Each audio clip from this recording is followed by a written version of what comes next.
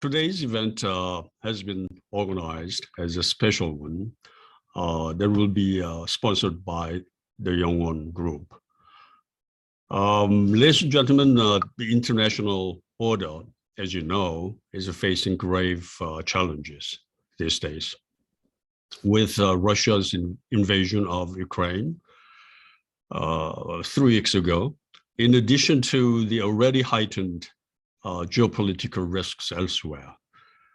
Although the bilateral talks for ceasefire are underway, the serious issue for us now is how to navigate the choppy waters of the escalating Russia-Ukraine war, possibly further complicating ongoing US-China tensions and security concerns in Asia. In this context, it is indeed high time for Korea to set the right strategic priority within this rapidly changing global dynamics, especially with the new Univ administration coming on board in early May. Today, we are most fortunate to have an outstanding guest speaker, Dr. Victor Cha, a leading authority on US foreign policy, especially regarding Asia. He will be joining us live from Washington, DC to discuss the timely topic of the geopolitical risk proliferation and the role of Korea-US alliance in conjunction with US-China relations and the recent military provocation from North Korea.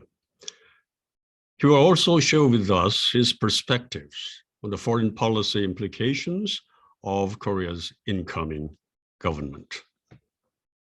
Although Dr. Cha doesn't really need introduction because his name has become a household name in Korea, but please allow me to say a few words about his exceptional credentials.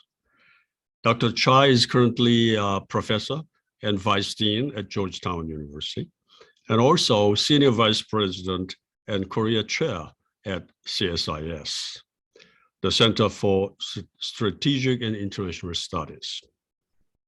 Dr. Cha is former Director for Asian Affairs for the White House National Security Council and has served as President George W. Bush's top advisor on North Korean affairs as well. He holds a PhD in political science from Columbia University. Now, without further ado, I would like to welcome Dr. Cha for his opening address for about 20-30 minutes, which will be followed by discussion to the end of about 11 a.m. Seoul time. Okay. Welcome, Dr. Cha. Very nice seeing you again, even virtually today. You look fine. We're so excited to have you back. Thank you. Well, thank you, Dr. Chun, very much for that kind introduction. And it's a pleasure to be with you again this year for the IGE seminar. I think last time when we met, we said that we hoped the next time we meet, we'd be in person, but unfortunately, that's still not the case. But Zoom allows us to, at least to stay virtually in contact, and I'm very grateful for that. So thank you, Dr. Chun, again for inviting me, and it's a pleasure to be here. And also thank you to Chairman Song of Yongwon for your support of this event and your continued good counsel and guidance over the years. It's really a pleasure to be with you again. Again, I have not been able to see you either in quite some time, and hopefully we'll have a chance to do that sometime soon as well. So I thought I'd start out, I guess, this morning for you, this evening for me here in DC with just a few initial comments about Russia and Ukraine and what it means for Korea, and then move on to talking more broadly about, at least from Washington's perspective, what are some of the hopes and expectations for Korea as you have just had your very close and consequential election, and with a new government coming into office in a matter of a couple of months now. So first on Russia, Ukraine, as Dr. Chun said, this is the #1 issue in international affairs and in Washington, D.C. today. I think we always like to say that governments like the United States can handle many crises at the same time, which I think is true. But when there's a war that's going on, that tends to occupy everybody's attention. I worked in an administration in a White House that was engaged in 2 wars at the same time, one in Afghanistan and one in Iraq. And I can tell you from experience that regardless of how important other issues may be, whether it's China or the alliance or North Korea, when there's a war, that really does occupy a lot of the attention and minds of the key decision makers, even if the United States is not physically engaged in the war, as is the case in Ukraine. But I do believe that the consequences of this war are quite large. It's not just about Ukraine and Ukrainian sovereignty. This is, as we all know, an unprovoked attack by a non-democratic country against a democratic country. And in that sense, the broader stakes of the liberal international order are in play, depending on how this invasion turns out. It is, I'll frankly say, not an easy position for the United States to be in, because on the one hand, the United States has said clearly it does not want to engage in the war, as Ukraine is not a NATO ally, and the United States doesn't want to escalate the war. But at the same time, if Russia succeeds in its objectives, that has all sorts of ripple effects for the United States and for the liberal order. Whether it has to do with the credibility of U.S. security commitments to other allies, even though Ukraine is not a NATO ally, or whether it has to do with what other countries learn from Russia's experience, whether that's China in terms of how they think about Taiwan, or whether it's North Korea and what they believe they can accomplish. So it's very much of a damned if you do, damned if you don't position for the United States. I think, quite frankly, on the one hand, they've done a tremendous job bringing together the allies, bringing together the international community, in fact, to isolate Russia.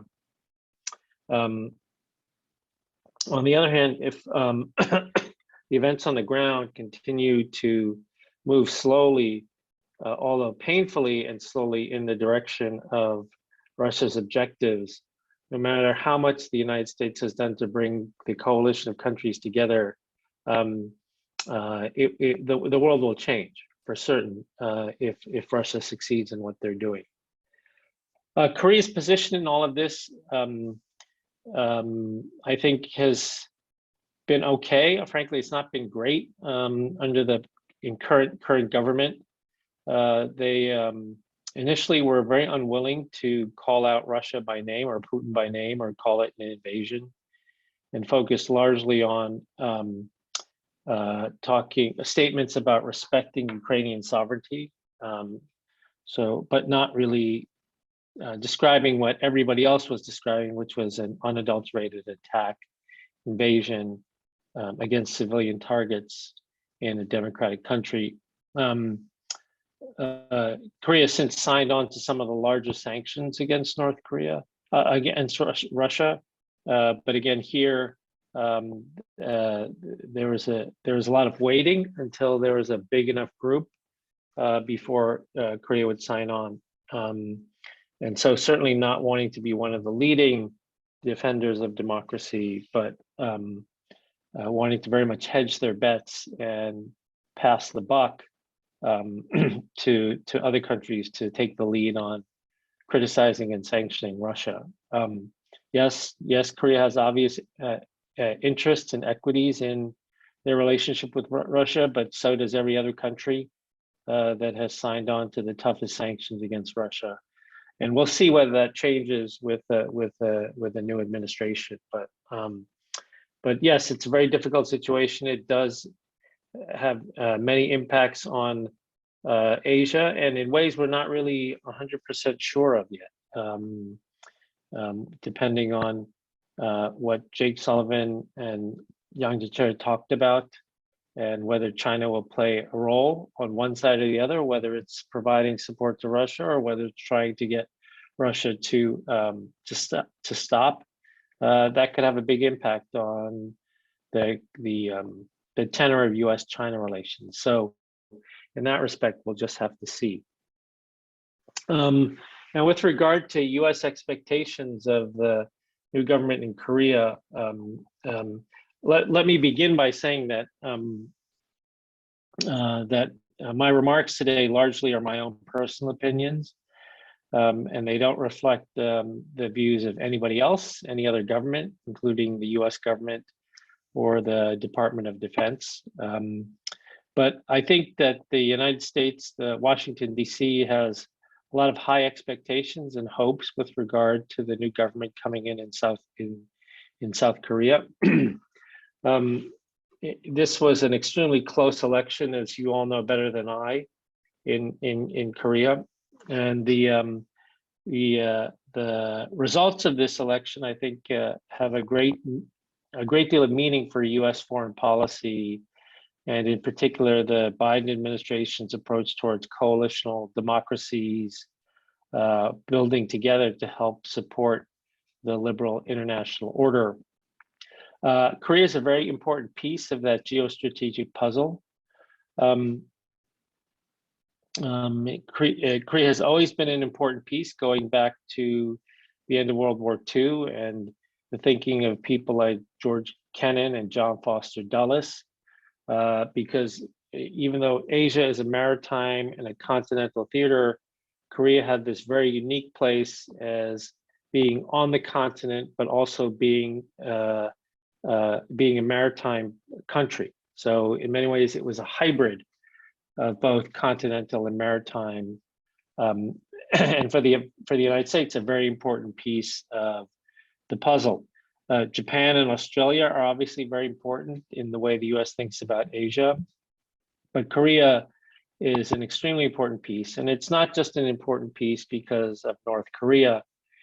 In today's environment, particularly when we talk about some of the new issues that the United States are dealing with, whether it's global supply chains, global health supply chains, emerging technology with regard to batteries or memory chips, and these sorts of things, Korea has become an even more important player because of their role in the global supply of many of these key and strategic items and materials. So Korea's role in the way the US thinks about Asia and the world is much more important today than it's been ever. And I think some of this was very well reflected in the summit meeting between President Biden and President Moon last May. But I think going forward, this will be even more important with the new Yoon administration coming in.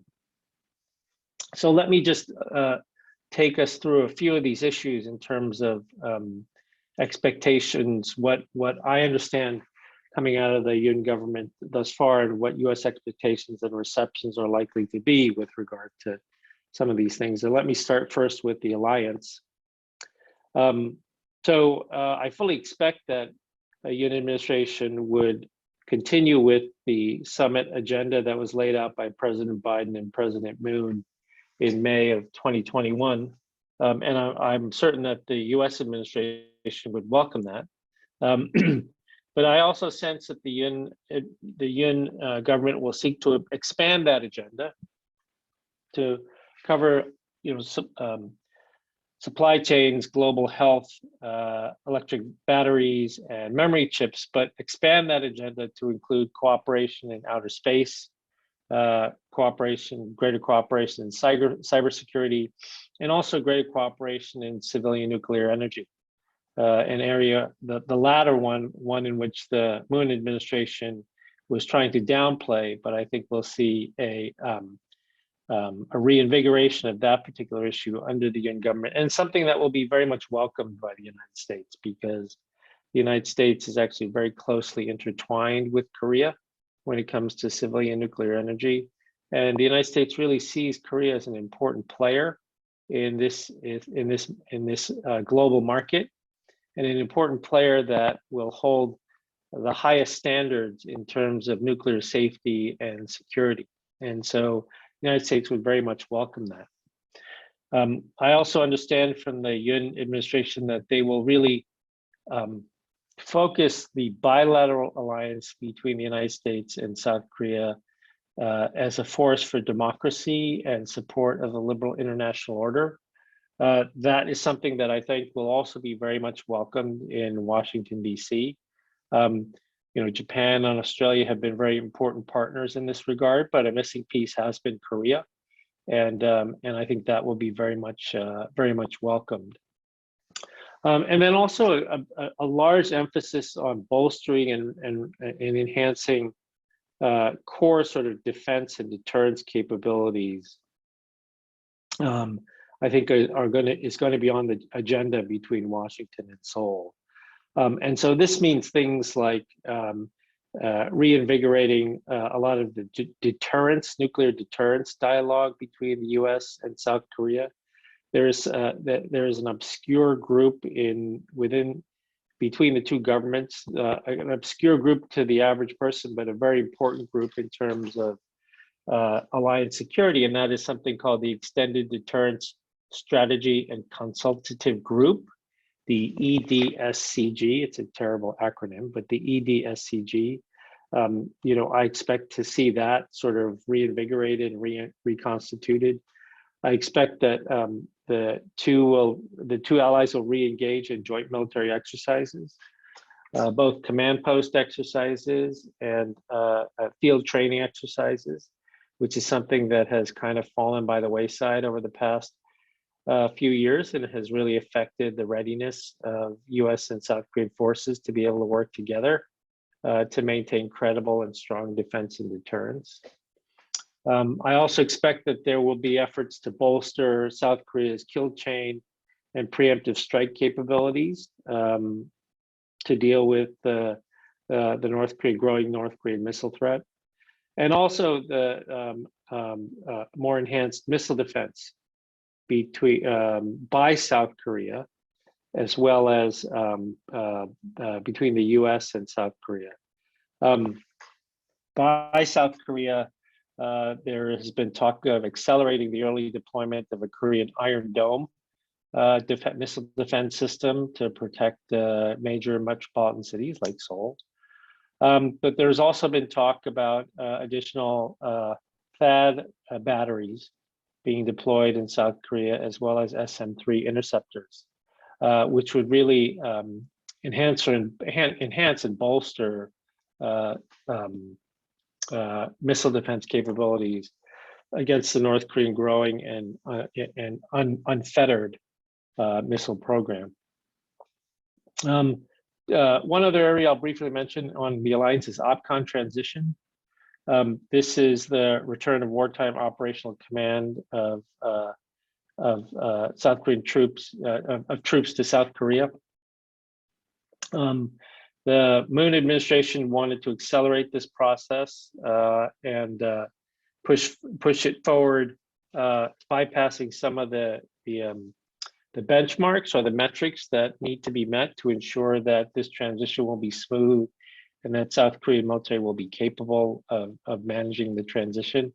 I don't think we'll see that sort of pressure from a Yun administration. They'll very much want to focus on doing it correctly and doing it according to the security conditions on the peninsula and a timeline that is not dictated by political objectives or things of that nature. It'll be largely a military exercise, which I think is the way it should be done.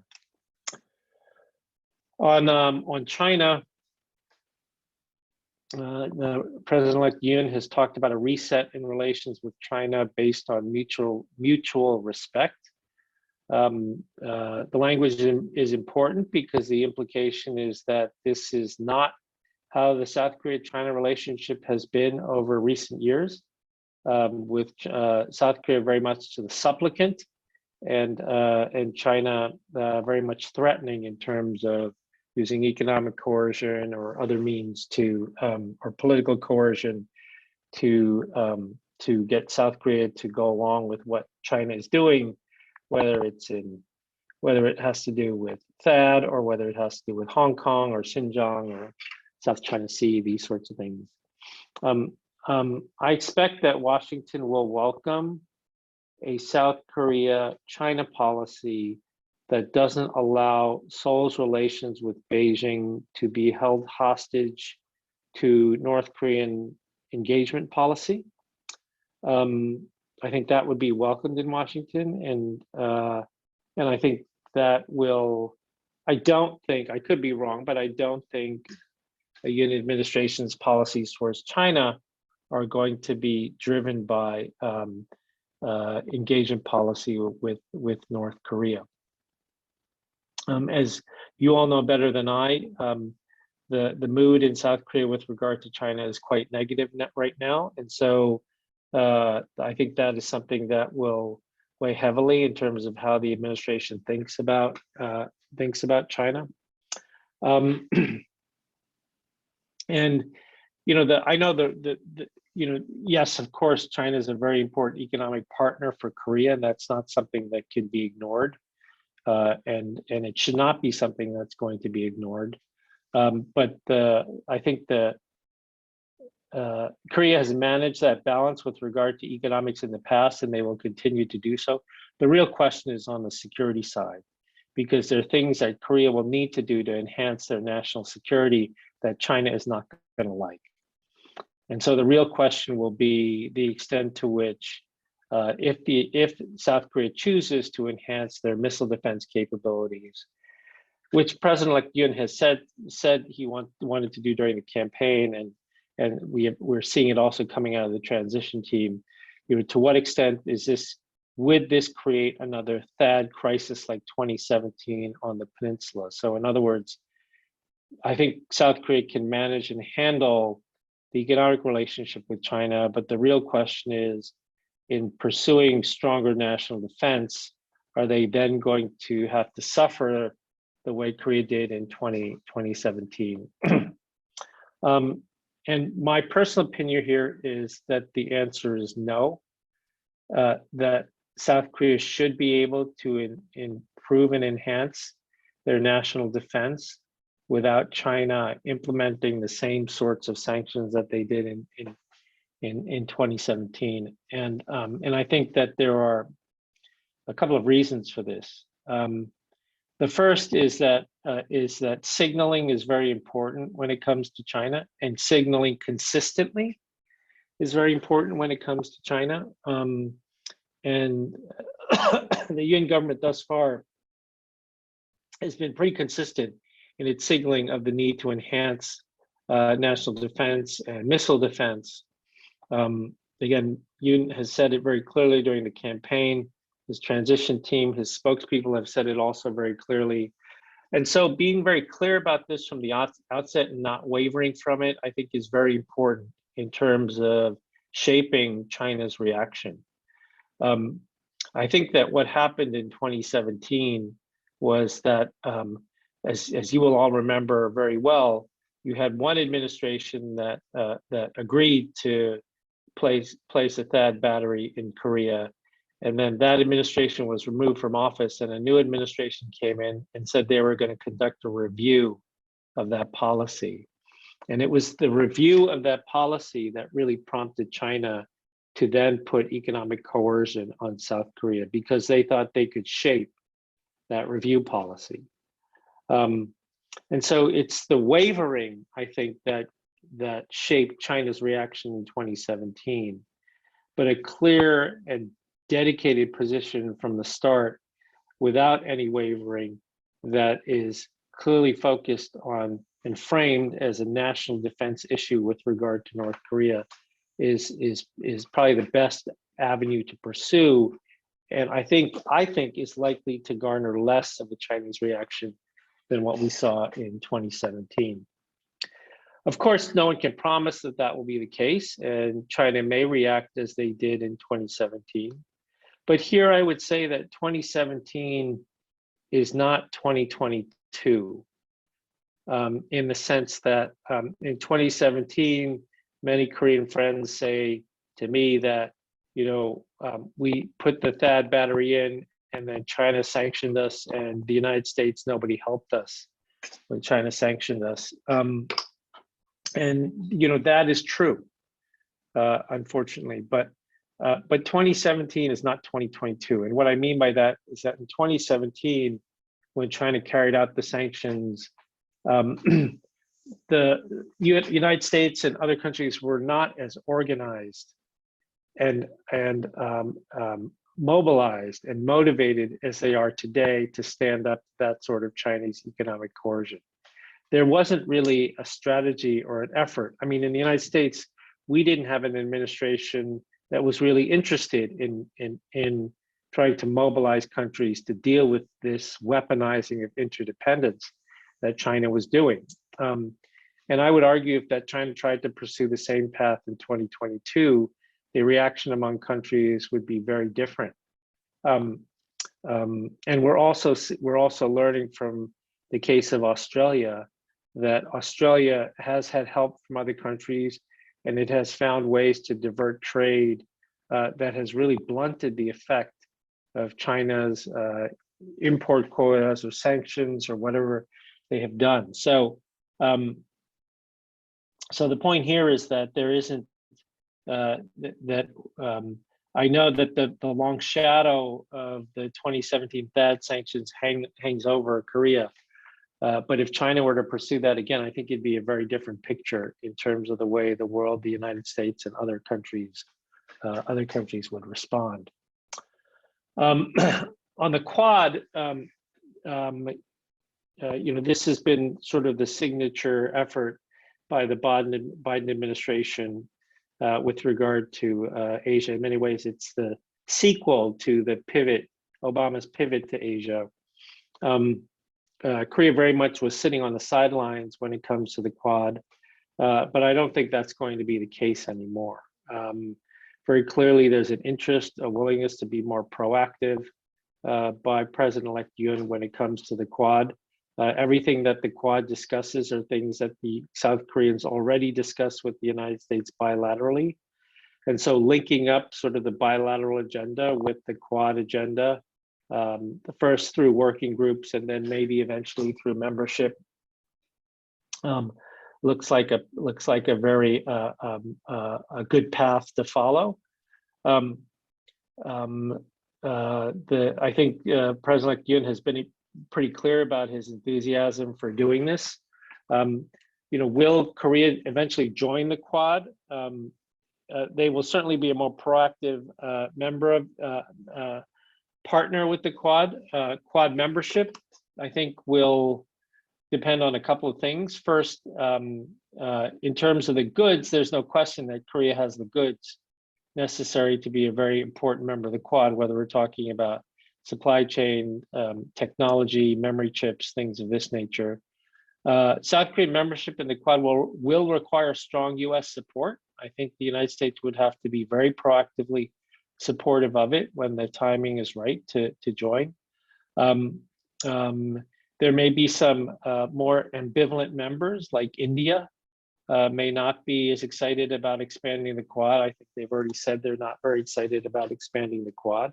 But again, US support, Australian support will be very important for that. And a very proactive stance by Seoul would certainly lead to very strong US support and Australian support, and hopefully Japanese support as well. And so then this takes me to Japan. The transition team, the foreign policy transition team, has already laid out a very ambitious agenda with regard to Japan. And Kim Dae-jung Obuchi 2.0 is how it's been described. A new sort of reset in Seoul-Tokyo relations. I think would be deeply welcomed by the United States. I think for many people in Washington, while there is an understanding of the unresolved historical issues between Korea and Japan, from a policy perspective, the difficulties between Seoul and Tokyo are seen as a very high cost, low benefit policy by both Seoul and Tokyo. I'm being very honest and frank. You know, a very high cost, low benefit policy, and the sooner that we can move away from that, the better. You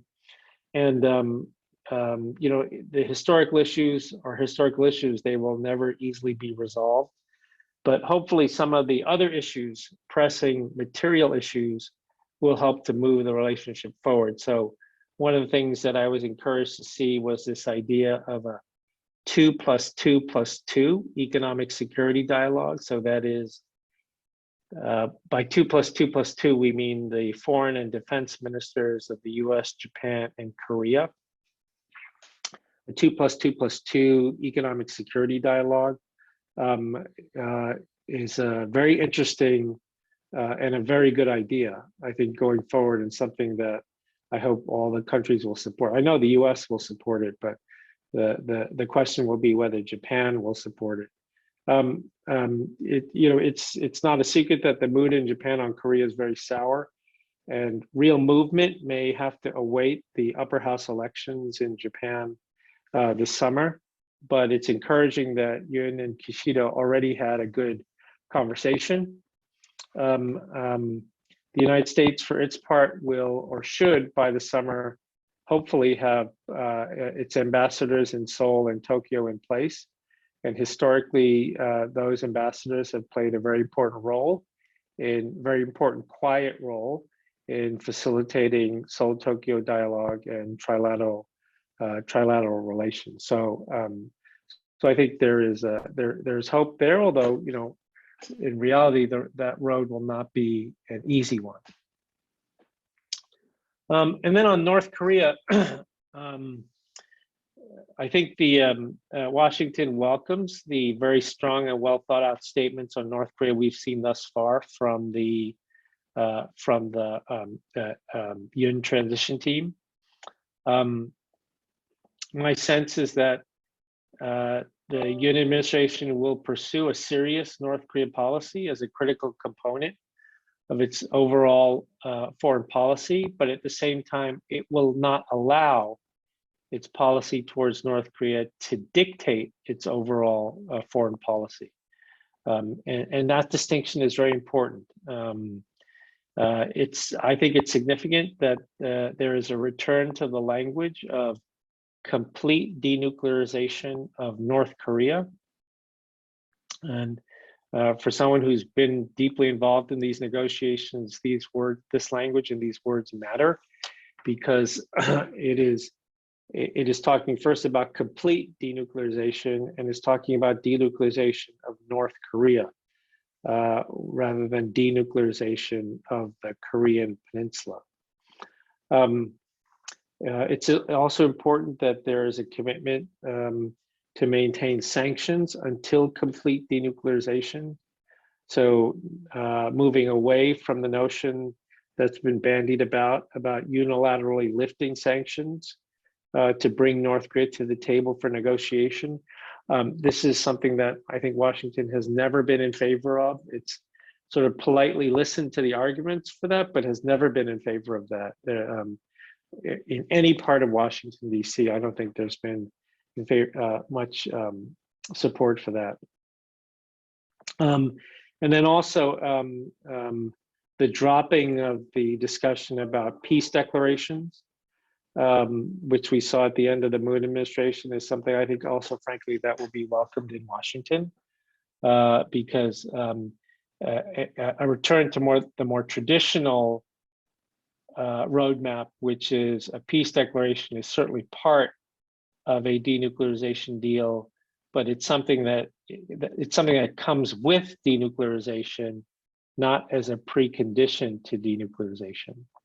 And so I think that is something that is also encouraging. So we seem to be returning to what's known as the CVID, Complete, Verifiable, and Irreversible Denuclearization of North Korea template, which, regardless of whether you're talking about Republican or Democratic administrations in Washington, I think is generally the view that most people think is the right one. At the same time,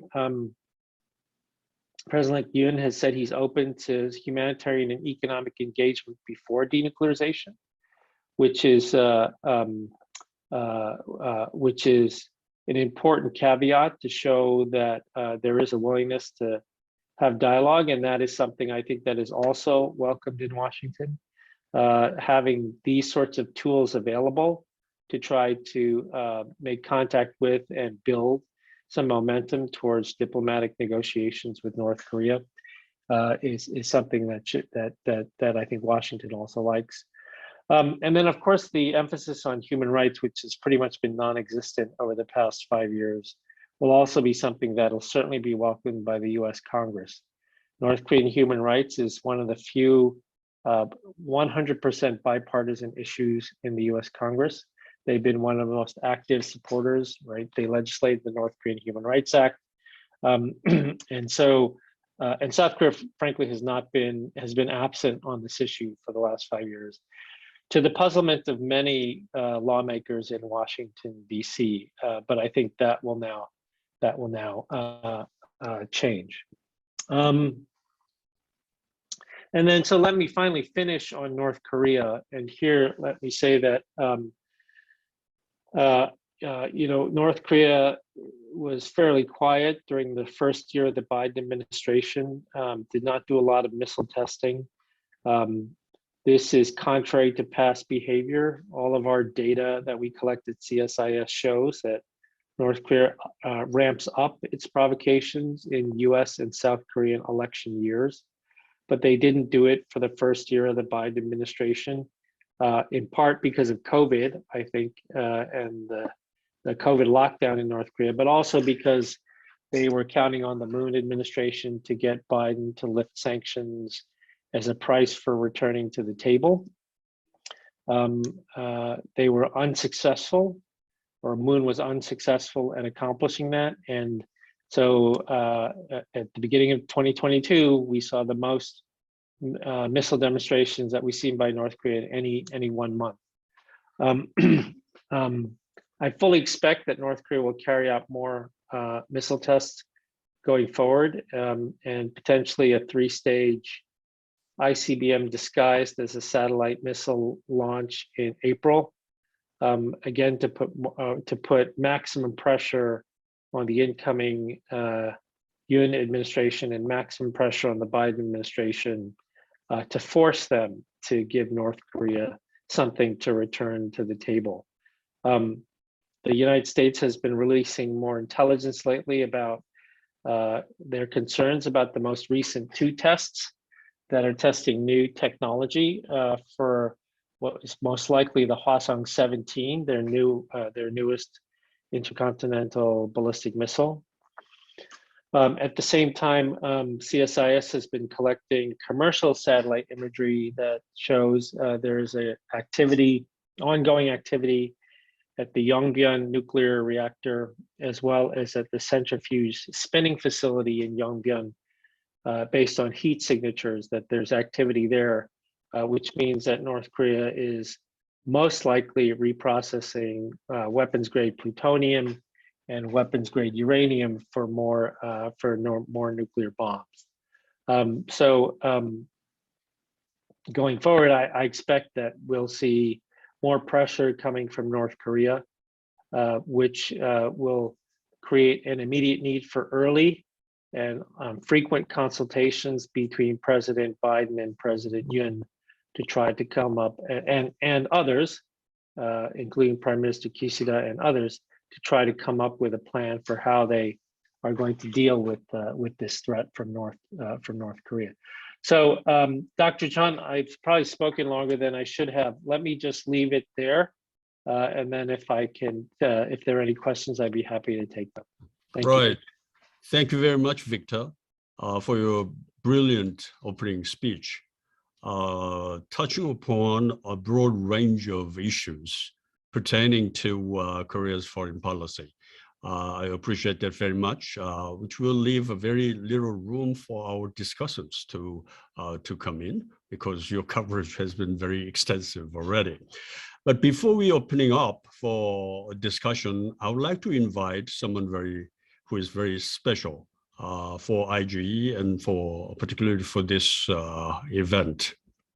As you mentioned earlier, Chairman Sung Gi-hak of Yongwon Corporation is with us for this event. I would like to have him to share with us his kind of welcoming address or remarks, and then we'll move on to the discussion. If I say a little bit about Chairman Sung, as you know, is considered one of the most respected business leaders in and outside Korea, as well as widely known for his very generous philanthropic efforts, not only in Korea, but also overseas. He serves as a member of the International Advisory Council at Brookings Institution, and a board director at IGE, our institute. As the sponsor for this event, let's welcome Chairman Sung for his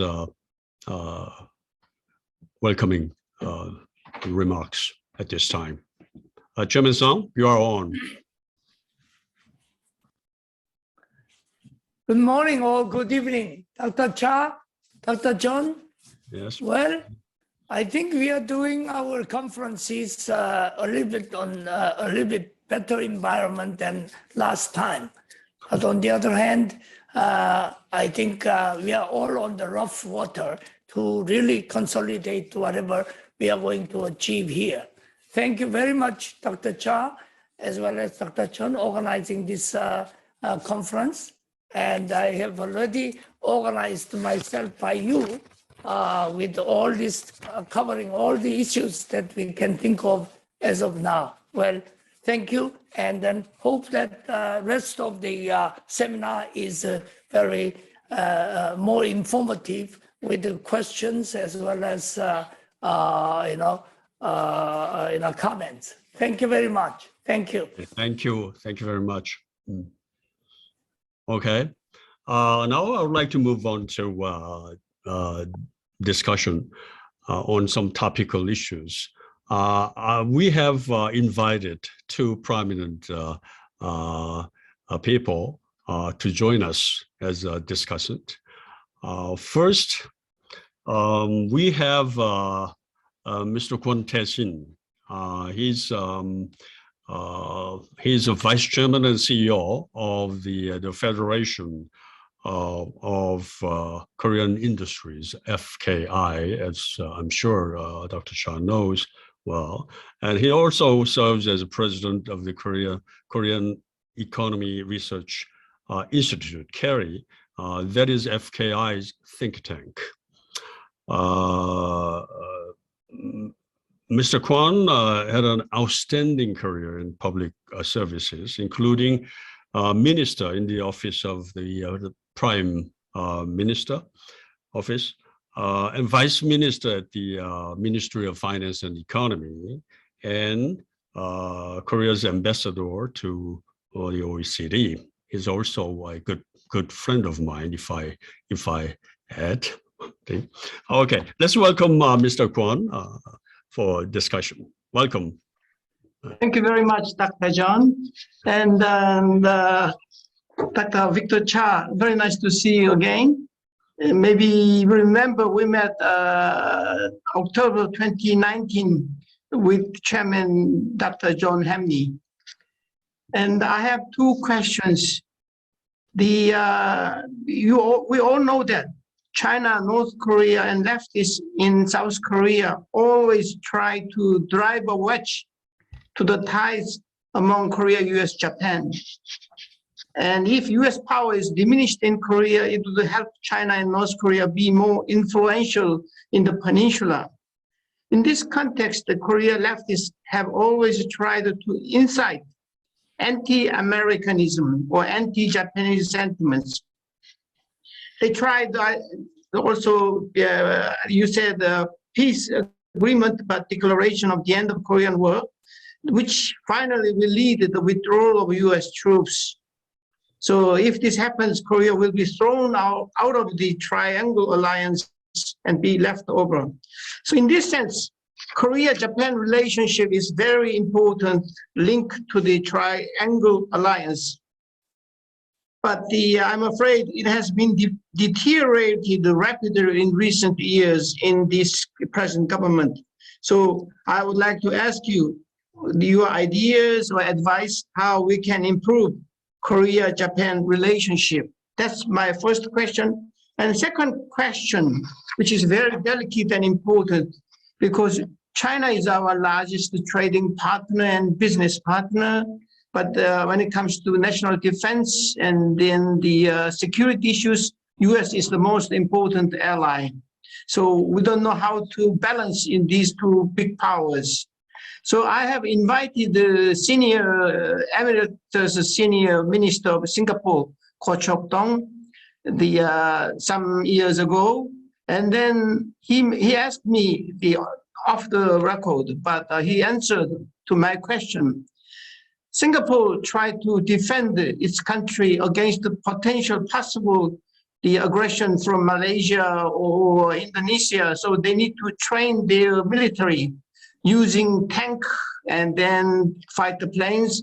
But the city is too small to do large-scale military training. So they have done it in Taiwan. But China got angry and tried to give very hard time. And Dr. Ko Chok-tong's answer to me, you should be very consistent and stubborn when it comes to national security issue. And then never give in, no concession. But if you are important and relevant to Chinese economy, then after 2-3 years, China accepted it. So would you please give us the similar advice how we can manage, because it is always very difficult, because Korea kind of a pseudo colony for many hundred years during Ming Dynasty, Qing Dynasty. So now Mr. Xi Jinping is like a dictator. Maybe he tried to do it again. So what is your advice? Thank you very much. Thank you. Dr. Cha? Well, yes, thank you. Well, thank you, Chairman Kwon, for those great questions and for the comments. It's good to see you again. And of course, Chairman Song, thank you for your welcoming remarks. It really is a pleasure to see you again. And thank you again for all that you do to support this seminar and all the good work you do in Washington. You're always welcome in Washington, D.C. In response to Chairman Kwon's very good questions, let me start with the second one on China. And here, I don't think there are any easy answers because South Koreans have already felt the wrath of China in 2017 when they pursued the missile defense system with the United States. But similar, when you told the story about Ko Chok-tong, similar to that, what it made me think about is how the United States talks about human rights with China, and it's very similar to Ko Chok-tong's recommendation, which is the United States is very consistent and very stubborn about how it feels about human rights when it comes to China, and it doesn't waver from that position. And the Chinese don't like it. They would cancel meetings. They would link it to other issues. They cancel military to military dialogue. They can't, things that they thought we valued, they would cancel them. But the United States would continue to hold that position. And eventually, what happened eventually was China agreed to a human rights dialogue, right? Eventually, they did. And so the way the United States would pursue it, for example, is I remember one time the Dalai Lama came to Washington, D.C., and he either gave a speech or was going to be given an award in the Congress. And President Bush called up Hu Jintao at the time and said, I just want you to know that Dalai is coming. He's going to be honored in Congress. I know you're not going to like it. I know China's not going to like it, but I'm just letting you know it's happening and it's going to happen, right? And China doesn't like it, but I think they respect that. They respect that. And so similarly with South Korea and national defense, I mean, North Korea's missiles are growing by the day, literally by the day. And South Korea is naked without some sort of missile defense system. So to be very clear and consistent about the reason that Korea is pursuing this is for national defense, and nobody can tell Korea otherwise, and that China, you can do what you have to do, but we're not changing from this position. That's about the only way I think to approach this.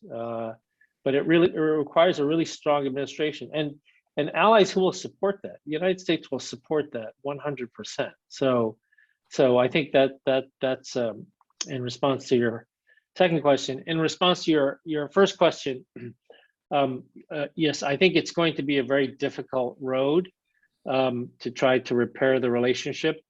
I think there will be a lot of efforts on the South Korean side. It will take some change on the Japan side because of how far they've gone in terms of their views on Korea.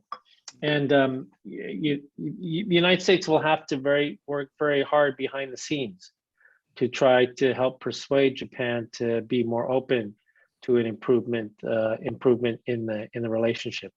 Unfortunately, I think North Korea will help.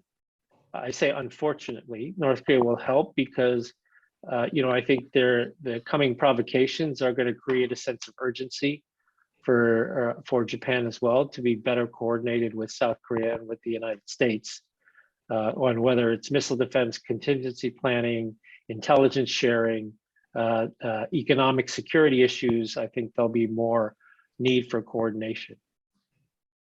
But thank you for the comments and the questions. Okay. Thank you very much. Okay, thank you, Mr. Kwon, Dr. Cha, for your response to his questions on Japan and China. Now, last but not least, the phrase that we use quite often, appropriately here as well. I'm so very delighted to have another special guest for our Q&A session, Ms. Cho Sun-young.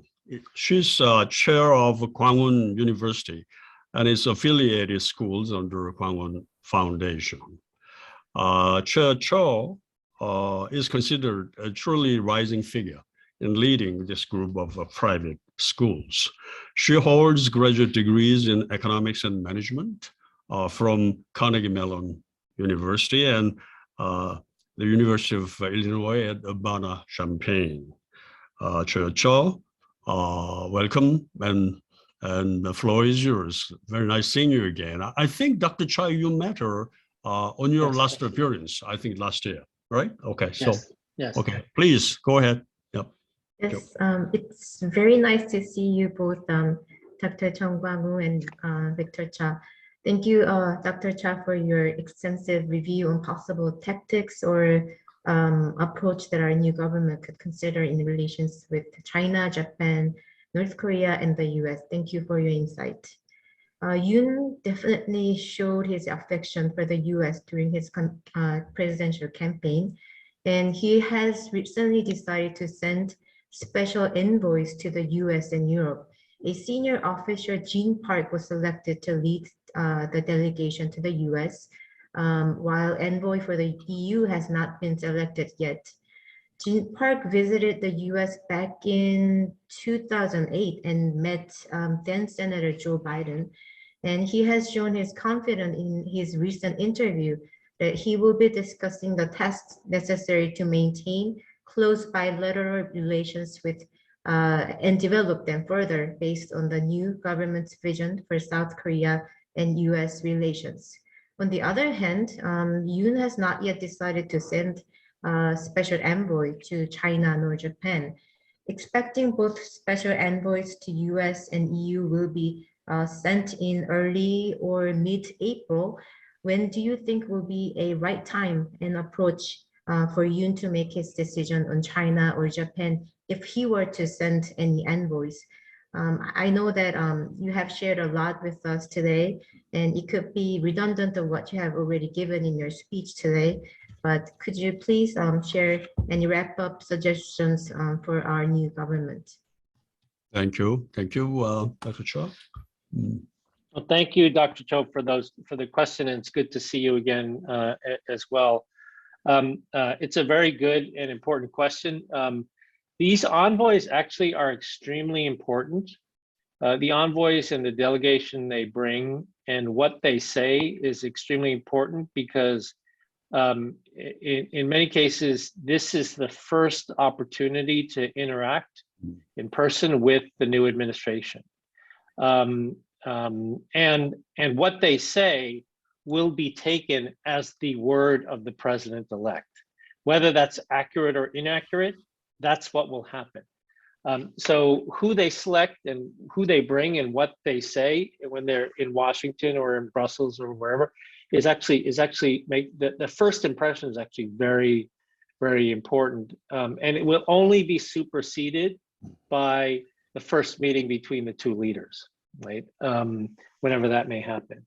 And so the selection of for Pak Jin for coming to the US, I think is very good. He's very well known here in Washington, DC.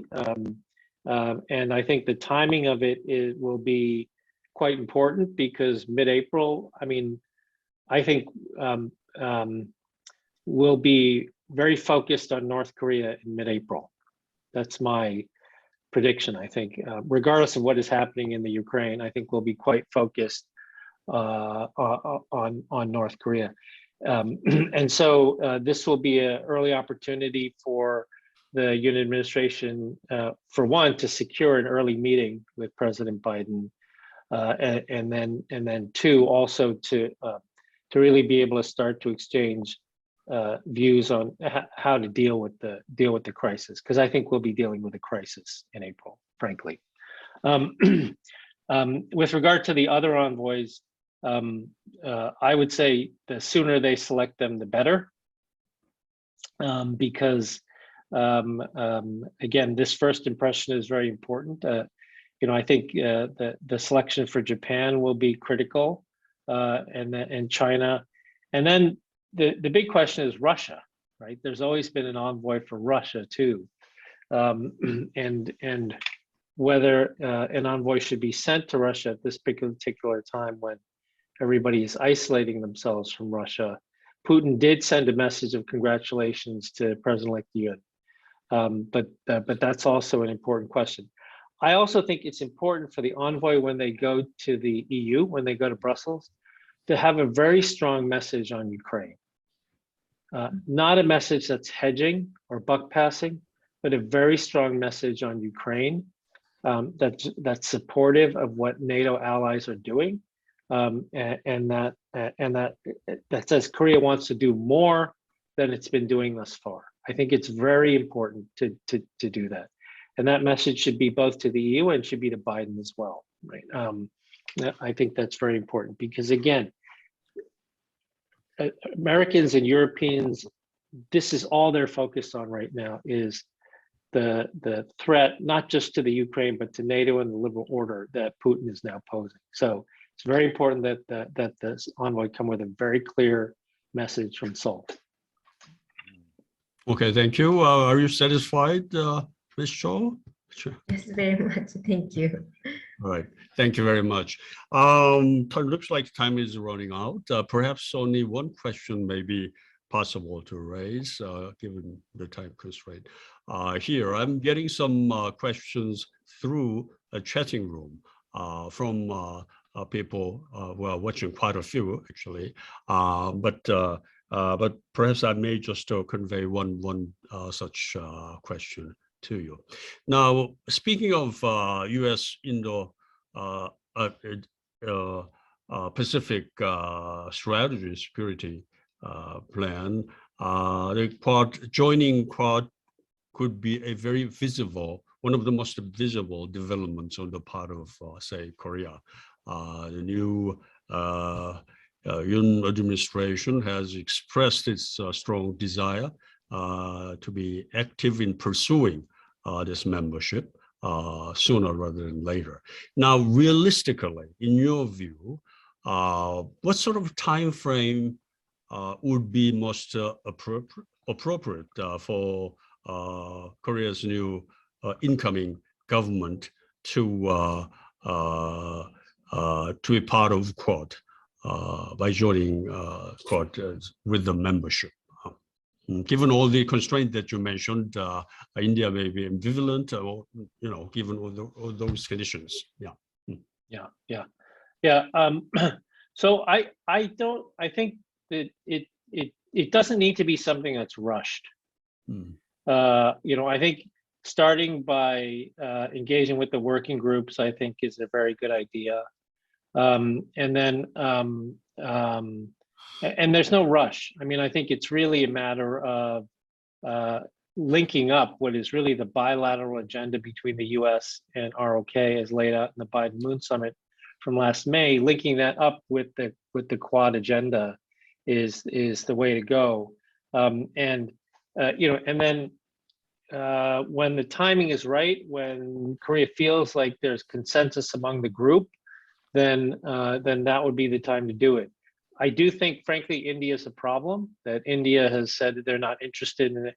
I don't think it's anything against South Korea specifically, but they're interested in not expanding the Quad, I think in part because they worry about losing influence in the Quad. But like the United States and Australia for sure, Japan hopefully will all be welcome, because Korea has a lot to bring. They have a lot to bring to the Quad mechanism. So in terms of timing, I would not put a finite timeline on that. I would say be proactive, come off the bench, because Korea's been on the bench.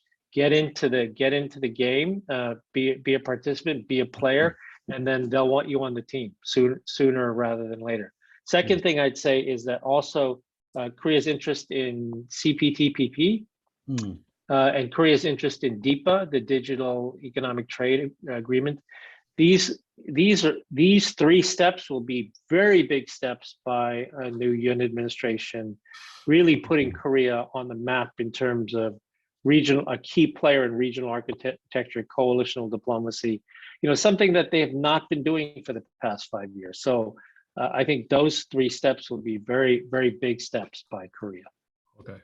Okay, thank you very much. That is a great way of closing this seminar. Excellent recommendation for the incoming government. I appreciate it very much. It's been extremely informative and insightful, which is no surprise to us. I would like to thank you very much. It's a late hour in Washington, as I can see.